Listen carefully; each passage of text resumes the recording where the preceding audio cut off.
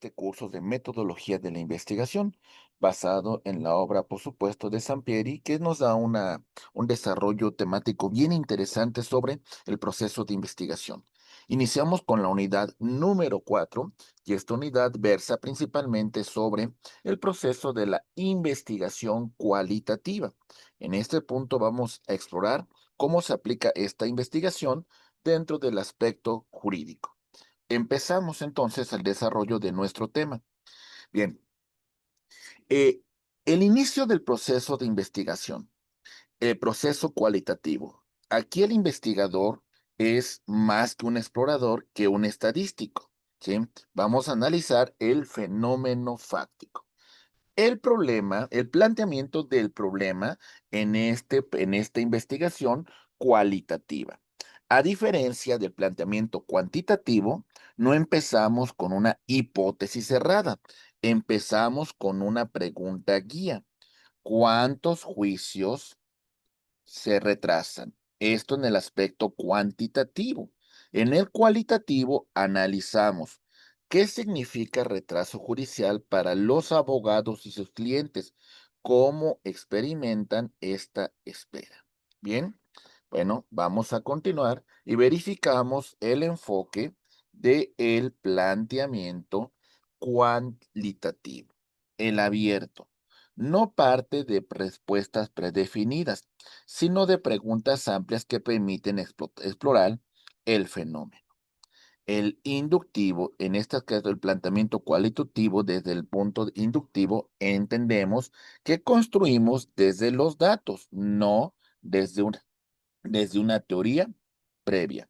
Y el exploratorio, que implicaría, busca descubrir y comprender, no la confirmación de la hipótesis.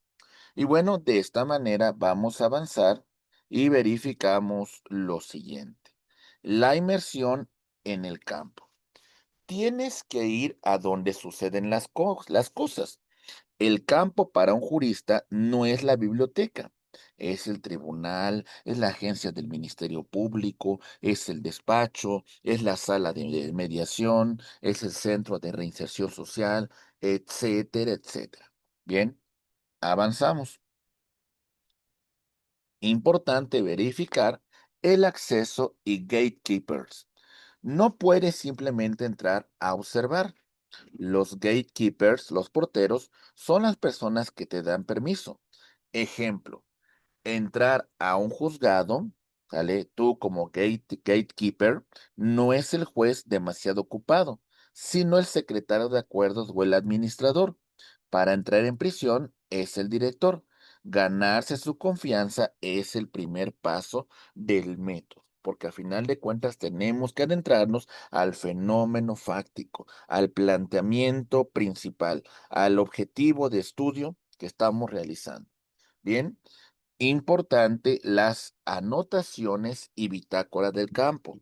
Tu herramienta más importante, no solo anotas lo que ves, lo objetivo, ¿vale? Sino también lo que tú sientes, tus reflexiones, tus sesgos. Hoy el abogado me trató con desconfianza. ¿Será por mi ropa o porque hice una pregunta fuera de lugar? Bien, el muestreo cualitativo nos plantea lo siguiente. Aquí no usamos el azar. Buscamos intencionalmente a las personas o casos que más información nos puedan proporcionar. Bien. ¿Cuá- ¿Cómo podemos plantear la definición del muestreo cualitativo? Mm, No es una probabilística, no busca representatividad estadística, busca profundidad y saturación de datos. Deja de muestrear cuando hay entrevistas nuevas y ya no te dicen nada nuevo, cuando las entrevistas se convierten en un fenómeno repetitivo. También vamos a encontrar un tipo de muestras dirigidas. En este punto en particular son intencionales. Tenemos, por ejemplo, participantes voluntarios.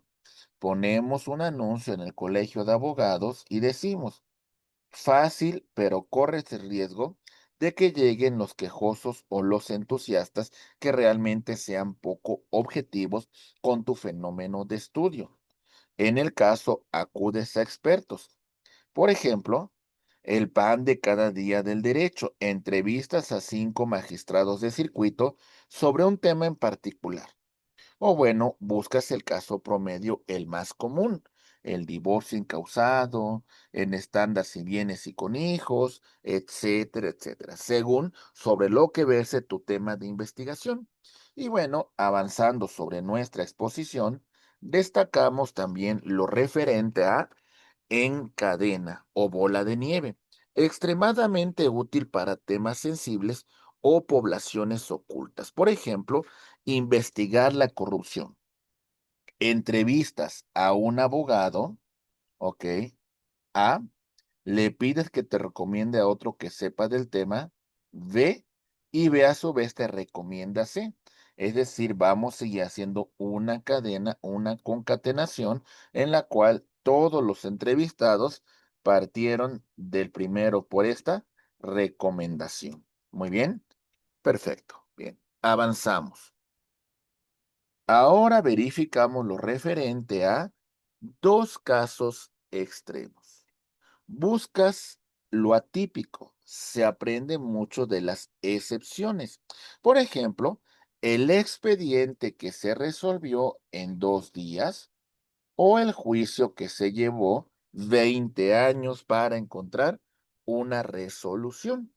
Y bueno, de este punto vamos a llegar al investigador como instrumento. La recolección cualitativa de datos.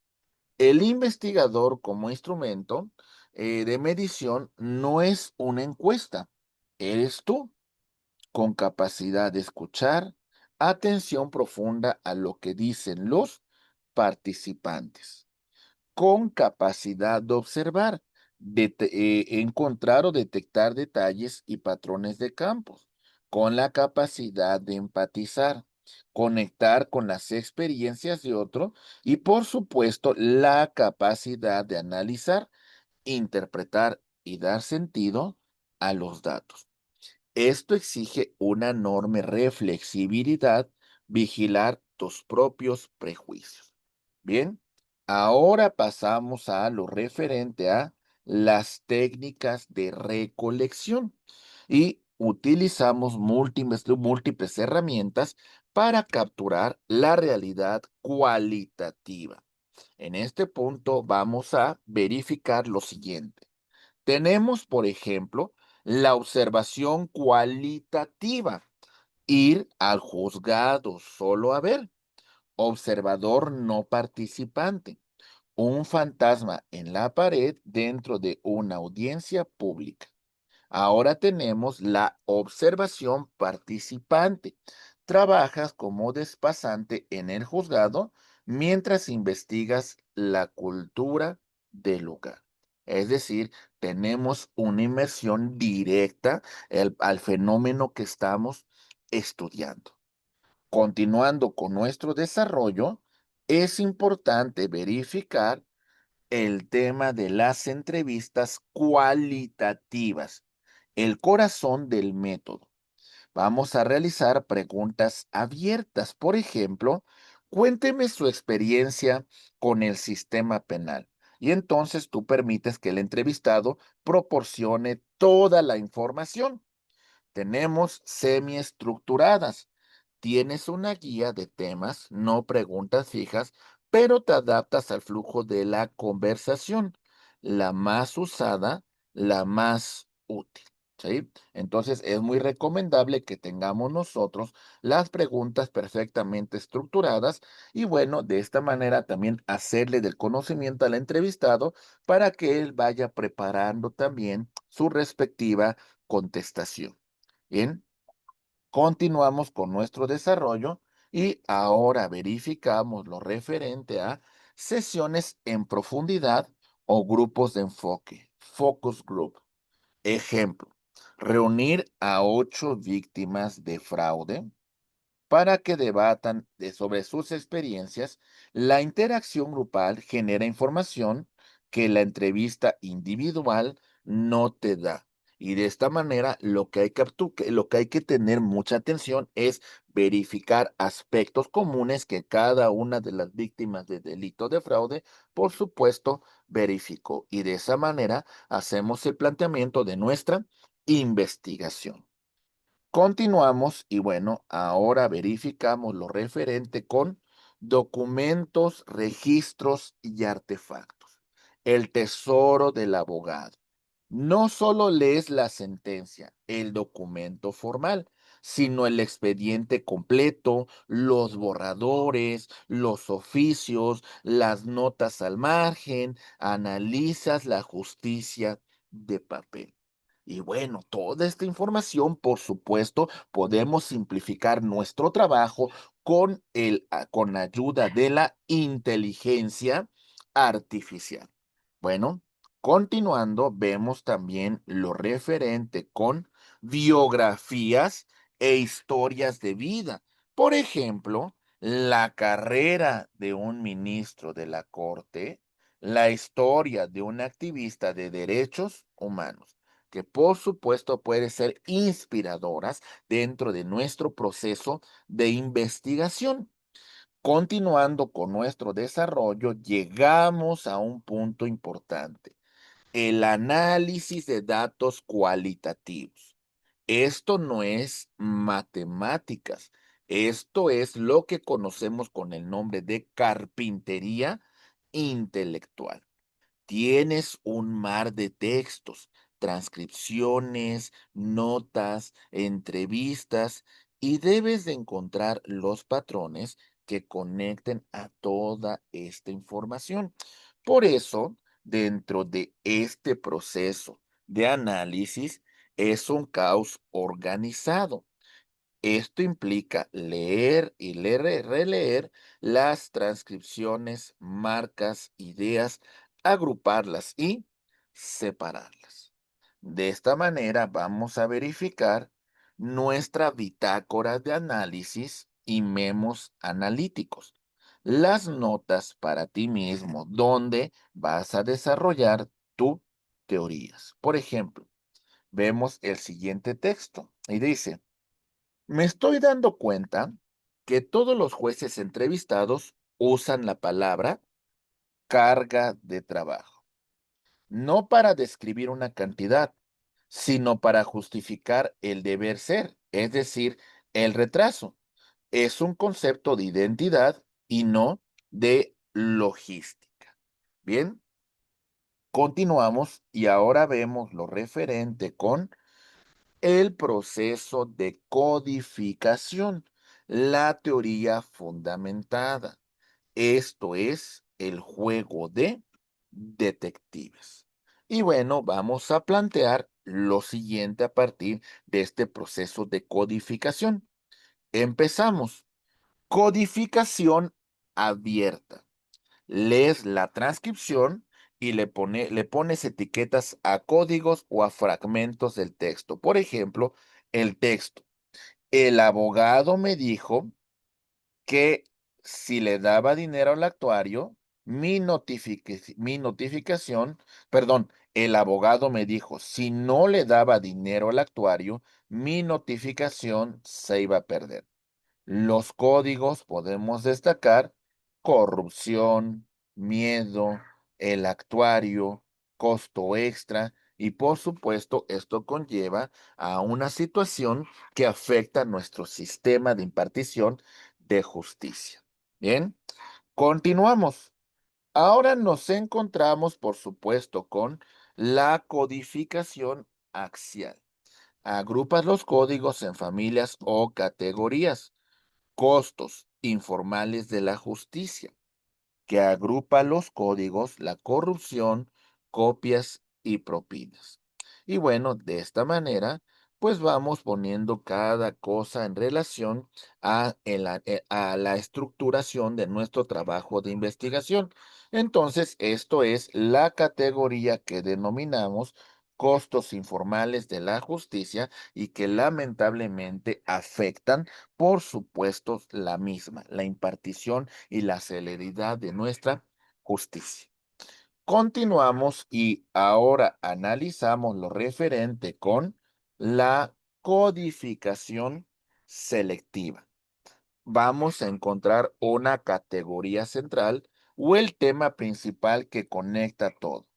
El tema central, la teoría, percepción de la justicia paralela, formal y la informal, como un factor de desconfianza, analizamos las categorías intermedias y, por supuesto, los códigos específicos que ya hemos hecho alusión con antelación.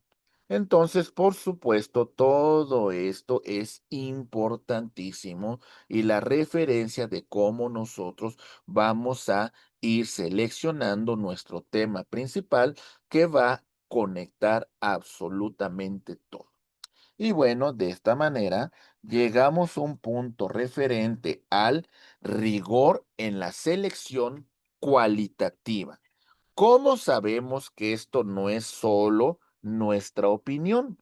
Y aquí vamos a enfocar a criterios de rigor cualitativo, dependencia y confiabilidad. ¿En qué consiste? Si otro investigador revisa tu proceso, tus memos, tus códigos, puedes seguir tu lógica.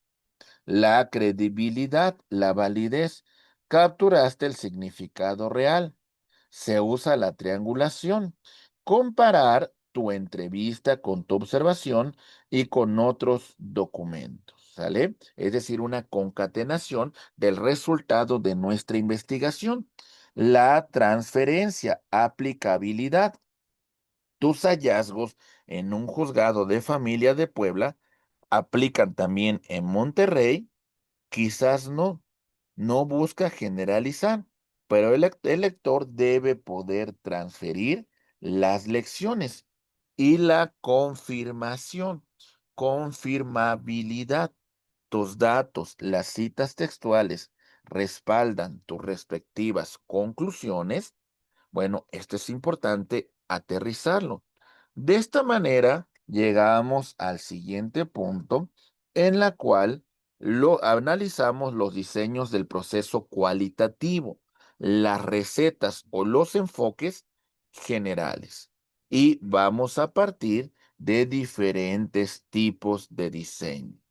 Cada uno tiene un propósito y un enfoque específico. De esta manera, analizamos, por ejemplo, lo siguiente. La teoría fundamentada, el más sistemático. El objetivo es generar una teoría desde los datos, como el proceso de codificación de arriba. Bien, analizamos también los diseños etnográficos. ¿En qué consiste este diseño etnográfico?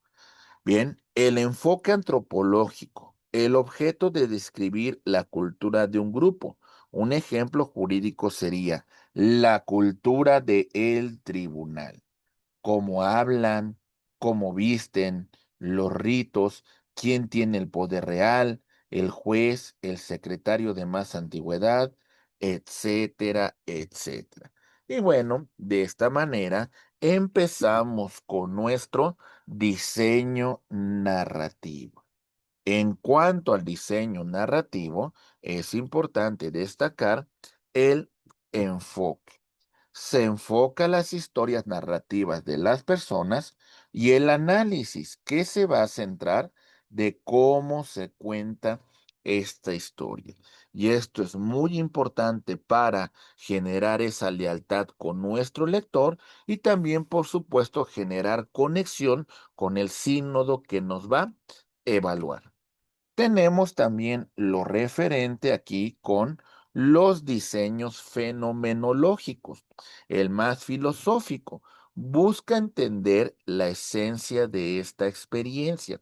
Por ejemplo, no es qué te pasó en el juicio, sino ¿Qué es ser un abogado defensor público? ¿En qué consiste esta actividad? ¿Cuáles son las principales atribuciones que se tiene dentro del ejercicio profesional? Bien, avanzamos y vemos lo referente con el diseño de la investigación en acción, el más práctico. Detectar el problema, ¿sí? Diseñamos la solución, la implementamos y bueno, esto implica investigar el proceso. El investigador y los participantes, ejemplo, los secretarios del juzgado, detectan un problema. Ejemplo, el archivo es un desastre. Implementan una solución investigando el proceso mientras lo hacen y cómo esto puede generar mayor efectividad en la actividad profesional que ellos desempeñan. Bien. Llegamos al punto, ya casi concluyendo esta unidad, en la cual verificamos el reporte de los resultados cualitativos, la comunicación de los hallazgos. Las características del reporte cualitativo son narrativo, cuenta una historia con los datos.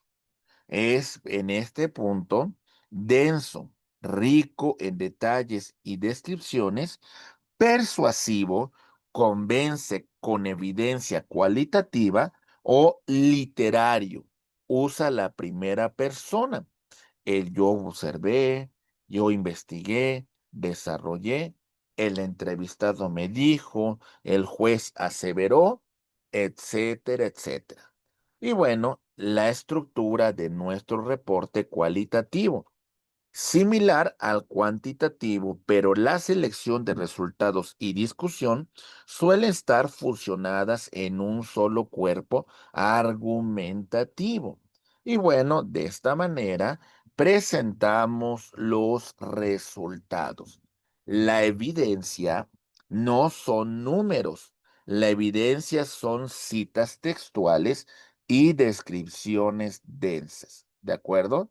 Por ejemplo, en relación a las citas textuales, son los extractos de las entrevistas que utilizamos para probar nuestras categorías de estudio y nuestras teorías. Y bueno, por supuesto, las descripciones densas, que son las narrativas detalladas del campo que dan contexto y profundidad. De esta manera verificamos el resumen visual de nuestro proceso cualitativo. Iniciamos con el planteamiento, la pregunta abierta o exploratoria, ¿sale?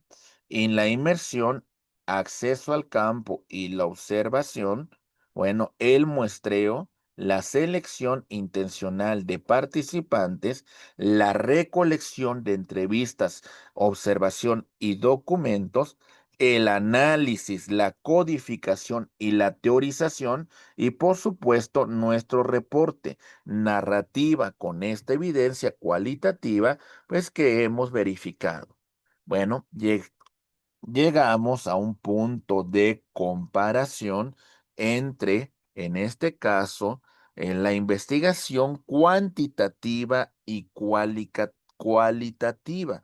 Por ejemplo, en un aspecto cuantitativo, la hipótesis es cerrada, mientras que en el cualitativo partimos de una pregunta abierta.